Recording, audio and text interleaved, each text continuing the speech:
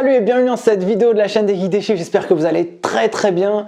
Je vous fais cette vidéo pour continuer la série sur la réalisation de cas pratiques qui sont tombés aux examens. En l'occurrence, un examen qui est une épreuve du DCG UE9, diplôme de comptabilité et gestion. Vous allez voir dans le cadre de cette vidéo quelques opérations d'investissement qui sont tombés à un examen. Donc je fais le cas pratique avec vous, allez au bout de la vidéo. Si vous souhaitez évidemment aller vous former un peu plus fort en comptabilité pour maîtriser les opérations de A à Z, suivez notre formation en ligne DCG UE9 que vous pouvez retrouver directement dans la description de cette vidéo. Quoi qu'il en soit, je vous souhaite un bon visionnage, un bon contenu.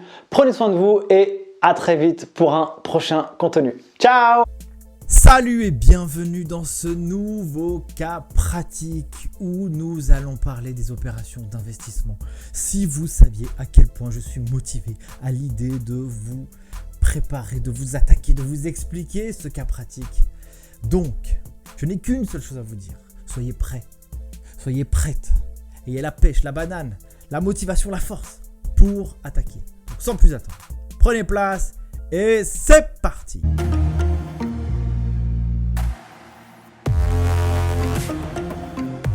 Alors on y va, on attaque pour le sujet.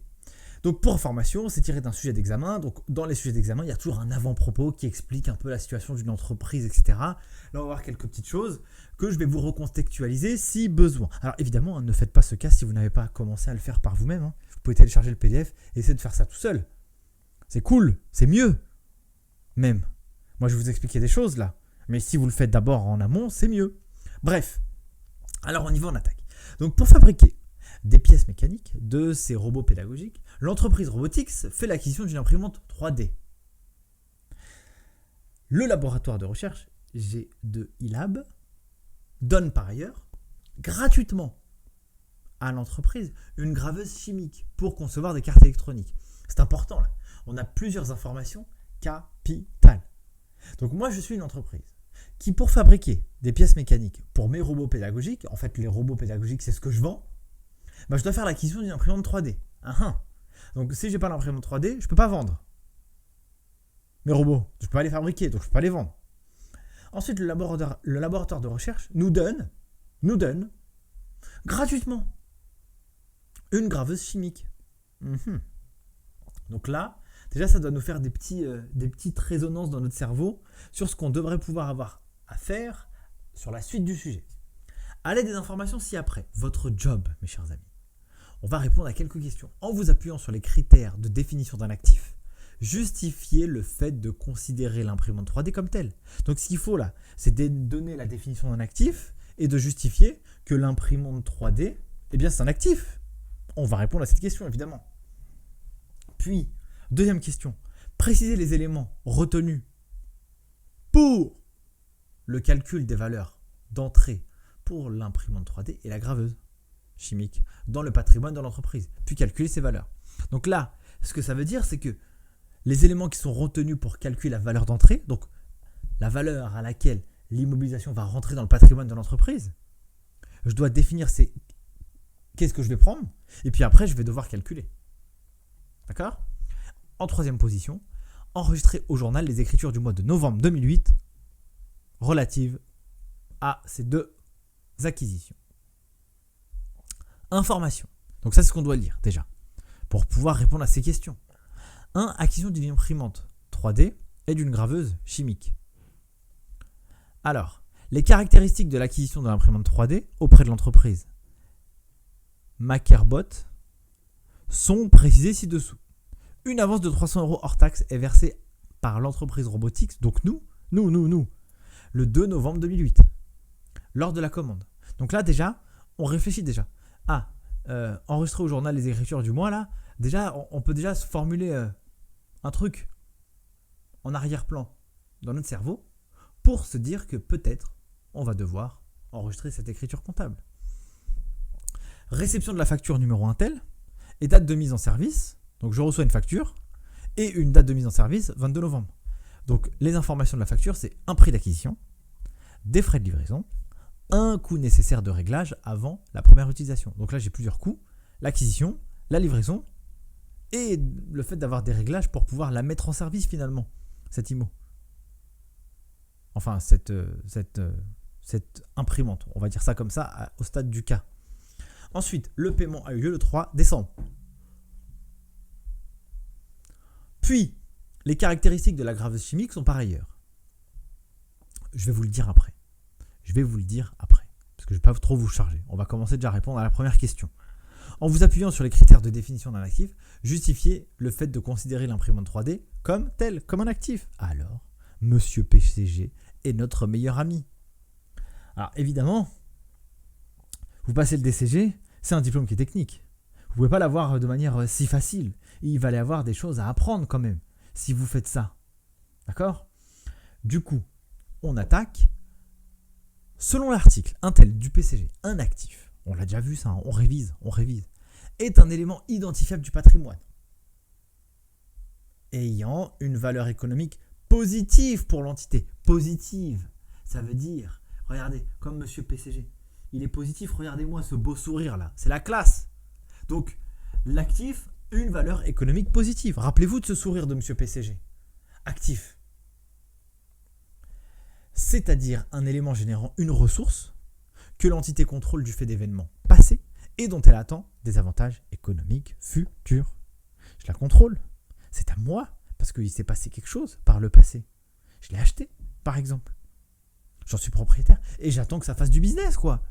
Bah oui, pour vendre mes robots, j'ai besoin d'imprimante 3D. On fait aussi un petit focus quand même sur le rappel de la définition d'une IMO corporelle. Une IMO corporelle est un actif physique qui a du corps, qui se touche, soit pour être utilisé dans la production ou la fourniture de biens ou de services. On est clairement dedans. C'est ça en fait. On est dedans là. Soit pour être loué à des tiers, soit à des fins de gestion interne, et dont l'entité attend qu'elle soit utilisée au-delà de l'exercice en cours. Moi, souvent, lorsque j'ai coutume de définir une immobilisation, je le fais de manière très simpliste pour que ce soit le plus clair et le plus simplement possible, accessible dans la tête. C'est une IMO corporelle, ça a du corps, ça se touche. Une IMO, ça a vocation à rester durablement dans le temps dans l'entreprise. Et durablement dans le temps dans l'entreprise, en compta, c'est au-delà de l'exercice en cours. Voilà. Donc ici, l'imprimante 3D, c'est clairement un actif. Elle fait partie de la catégorie des IMO corporels, puisque l'entreprise Robotics a fait l'acquisition de cette imprimante dans le but de fabriquer des pièces mécaniques de ces robots pédagogiques. Robots qui seront vendus par la suite. Donc cela va générer des ressources et donc des avantages économiques futurs. Cet investissement est donc utilisé dans le cadre de la production de l'entreprise. Il ne peut être qu'à long terme. Je ne vais pas faire un investissement pour l'utiliser qu'une ou deux fois. C'est non, non. Je vais l'utiliser plusieurs fois. Donc ça, c'est hyper important, mes chers amis. J'espère que c'est clair pour vous. Pour répondre à une petite question, dis donc, on en fait des tonnes. En tout cas, moi, j'en fais des tonnes. Ensuite, préciser les éléments retenus pour le calcul des valeurs d'entrée pour l'imprimante 3D et la graveuse chimique dans le patrimoine de l'entreprise, puis calculer ces valeurs. Donc là, on peut d'ores et déjà le faire pour l'imprimante 3D et on va le faire pour la graveuse aussi. Donc l'imprimante 3D, qu'est-ce qu'on a ? Les éléments. Ici, prix d'acquisition, frais de livraison, coût nécessaire de réglage avant sa première utilisation. Lorsque l'on rentre dans le patrimoine de l'entreprise, une immobilisation, lorsque je l'ai achetée, elle doit rentrer à sa valeur qui est le coût d'acquisition. Et le coût d'acquisition d'une immobilisation, donc je vous montrerai ça après. D'abord, je vous fais un petit focus Monsieur PCG qui revient à l'action avec son grand sourire, qui nous dit quoi ? Le coût d'acquisition d'une IMO corporelle est constitué de, et ça c'est très important, son prix d'achat, y compris des droits de douane et taxes non récupérables après. Et ça, faites bien attention, ne vous trompez pas, n'oubliez pas ça. Après déduction des remises, des rabais commerciaux et escompte de règlement. Escompte de règlement. C'est déjà tombé à l'examen, ça. Vous devez calculer le coût d'acquisition d'une IMO et vous avez ça. Et beaucoup de candidats se trompent. Non. On n'oublie pas. Ensuite, de tous les coûts directement attribuables, engagés pour mettre l'actif en place et en état de fonctionner selon l'utilisation prévue par la direction. Très important. Tous les coûts directement attribuables. Engagés pour mettre l'actif en place et en état de fonctionner. Donc là, en l'occurrence, ici, qu'est-ce que j'ai ? Je vous montre le corriger tout de suite. Valeur d'entrée de l'IMO, donc c'est mon prix d'acquisition, coût d'acquisition, 10 000 € là. On l'avait un peu plus haut, rappelez-vous. Hop, prix d'acquisition, 10 000. Frais de livraison, coût nécessaire de réglage avant la première utilisation. Eh bien, ça va être la somme de tout ça qui va correspondre à mon coût d'acquisition, ma valeur d'entrée dans le patrimoine. La valeur qui sera indiquée au bilan comptable dans le patrimoine, à la partie active, dans les IMO corporels, dans l'actif immobilisé, bla bla bla bla bla. J'espère que c'est clair pour vous, mes chers amis. N'hésitez pas à réviser, à revoir cette vidéo, hein, c'est hyper important. Donc 10 000 plus 400, ça me donne 10 400. Voici la valeur d'entrée hors taxe de l'immobilisation dans le patrimoine de l'entreprise. Ensuite, nous allons passer à la graveuse maintenant. Graveuse. Chimique. Quelles sont les caractéristiques? Mise en service le 26 novembre 2018, soit le jour où elle a été donnée gratuitement par le laboratoire, qui ne s'en servait plus. Donc le laboratoire G2Lab, G2 iLab, qu'est-ce qu'il a fait? Il nous a donné une graveuse chimique. Date à laquelle nous l'avons mis en service, date à laquelle elle a été donnée, gratuitement, donc on n'a pas donné d'argent, le 26 novembre 2018. Combien avait acheté la graveuse G2 iLab? Il l'avait acheté 3 500. Nous, lorsqu'on va la mettre en service le 26/11/2018, la valeur sur le marché d'occasion, elle est de 1 500, ici. Il y a des frais estimés en cas de cession, frais de remise en état et de réglage, frais d'envoi, 200 €. Donc en cas de cession, voilà ce qu'on a. Donc, ici, mes chers amis, je vais avoir un coût, pas d'acquisition, mais une valeur d'entrée dans le patrimoine qui va être évaluée à la valeur vénale, à la valeur de marché, parce qu'on me l'a donné à titre gratuit. Donc c'est la valeur sur le marché d'occasion, les 1 500, moins les 200, ce qui me donne 1 300 €. C'est ça la valeur d'entrée de la graveuse chimique. Parce que même si je l'ai eu gratuitement, elle a une valeur. Et cette valeur, ça va rentrer dans le patrimoine de l'entreprise. Et donc typiquement, monsieur PCG, donc PCG, hop, ici mes chers amis, il nous donne bien un article sur la valeur d'entrée des immobilisations acquises à titre gratuit. Donc, je vais aller chercher, par exemple, immobilisation, coût d'entrée, voilà. On a là, page 20. On va aller regarder, page 20. Hop, ça, il faut télécharger ça. Vous téléchargez ça, vous regardez ça, franchement, ça fait peur. Il y a 369 pages, mais il y a beaucoup de pages, entre guillemets, qui ne servent à rien. Toutes les premières pages au début, c'est hyper utile. Alors surtout si vous passez comptabilité approfondie. Alors si vous passez comptabilité approfondie, alors là, ça ne va pas blaguer, ça vous allez le voir, en voir et en revoir. Donc voilà, ici, les IMO corporels ou incorporels, répondant aux conditions de définition et de comptabilisation prévues aux articles Intec. À leur date d'entrée dans le patrimoine de l'entité, les valeurs des actifs est déterminée dans les conditions suivantes. Actifs acquis à titre onéreux, comptabilisés à leur coût d'acquisition, produits par l'entreprise à leur coût de production, sont comptabilisés, acquis à titre gratuit à la valeur vénale. Hop, à la valeur vénale, mes chers amis. D'accord? Donc, ça, c'est hyper important. Du coup, vous pouvez fouiller encore une fois si vous voulez. Vous allez là, dans la barre de recherche, valeur vénale. Hop. Hop, hop, hop. Hop, hop, hop, s'il n'y a pas d'autre chose. Les biens acquis à titre gratuit, c'est-à-dire sans contrepartie présente ou future monétaire, sont comptabilisés en les estimant à leur valeur vénale. Ok? Bref, voilà les amis. Et vous pouvez vous chercher ici ou là les informations sur la valeur vénale. Vous regardez comme ça, vous regardez partout en fait ce qui est dit dans le plan comptable général avec la valeur vénale. Bref, ça c'est intéressant. Ensuite, qu'est-ce que nous avons?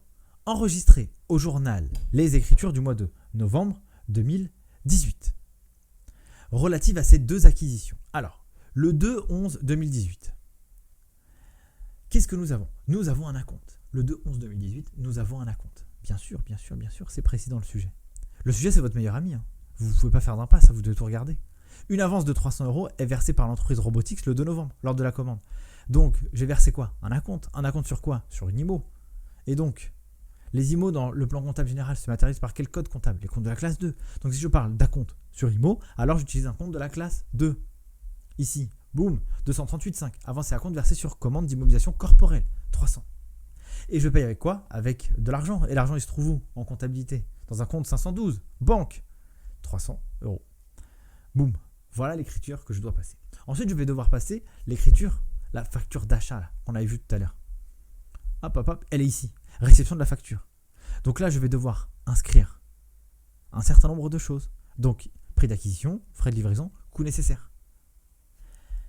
À quoi ça va correspondre? Donc, lorsque je fais une acquisition d'IMO, les immobilisations se matérialisent par quel code comptable dans le plan comptable général? Compte de la classe 2. Donc, je parle compte de la classe 2. Je fouille, je n'ai pas besoin d'apprendre le plan comptable général par cœur. Ça ne sert à rien, les chers amis. Sachez raconter les histoires et sachez expliquer ce qui se passe. Et en expliquant ce qui se passe, vous êtes en examen, vous êtes en entreprise, parlez à haute voix ou parlez dans votre tête. Voilà, qu'est-ce que je fais? Qu'est-ce qui se passe? J'achète quoi? Pour qui? Pourquoi? Comment? Où ça? Quand? Ça vous permet de nourrir votre réflexion et pas besoin d'apprendre les codes comptables par cœur. Il faut savoir retrouver les infos. Donc, matériel industriel, 21,54 pour 10 400, qui correspond à la valeur d'entrée dans le patrimoine, le coût d'acquisition qu'on a vu juste avant. La TVA déductible sur IMO, donc ça, plus ça, c'est ce que je dois à mon fournisseur. Sauf que mon fournisseur, je lui ai déjà versé 300 €. Donc, je vais solder ici mon compte 238,5. Là, boum, regardez. Hop, au débit, au crédit, je le solde. Ça, c'est ce qu'on appelle le lettrage, par exemple. Je peux lettrer ça, ce code comptable. Boum, je peux lettrer, tranquille. Et donc, à mon fournisseur, je lui dois la différence entre ça plus ça, moins l'avance que j'ai déjà versée. Donc, 12 180. OK? Et à la fin, je vais constater l'intégration.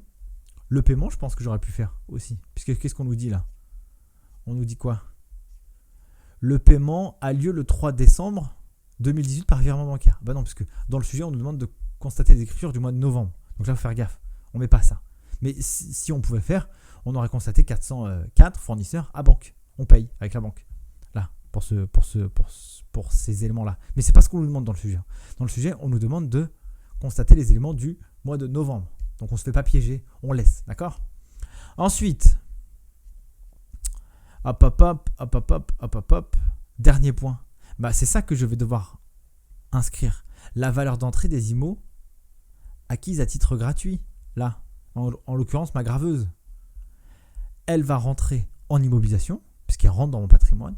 Un compte 778 autres produits exceptionnels, 1300 €. Voilà, mes chers amis, pour ce cas pratique. Il faut bien faire attention. Ici, produit exceptionnel. Ah oui, quand même. Hein. On va pas vous faire cadeau de tout. Hein. Voilà, mes chers amis.